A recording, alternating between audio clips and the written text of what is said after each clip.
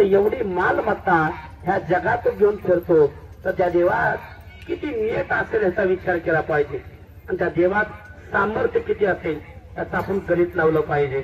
म्हणून त्याच्यासाठी हा बाळू मामा हातोपती प्रपंच घडवतो. विचार करा बरं, आज आपण वाढत्या स्वरूपाची संगत करायला लागला का खुडत्या स्वरूपाची संगत करायला लागला?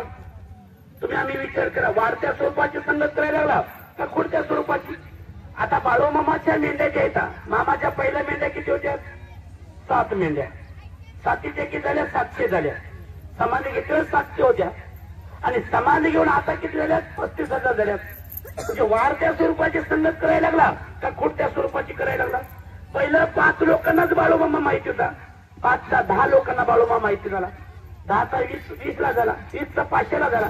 500चा 1000ला झाला. 1000चा 2000ला झाला. 10,000ला झाला. 10चा 1 लाखाला गेला. 1 लाखाचा 2 लाखाला गेला.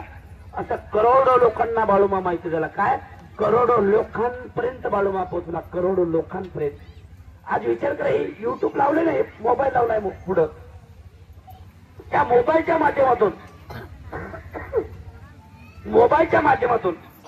लोक आरती किंवा त्याने मामाचं चारित्र एका टायमाला 3-3, 3.5-3 लाख लोक त्याने ते बघतात. ध्यानात ठेवा.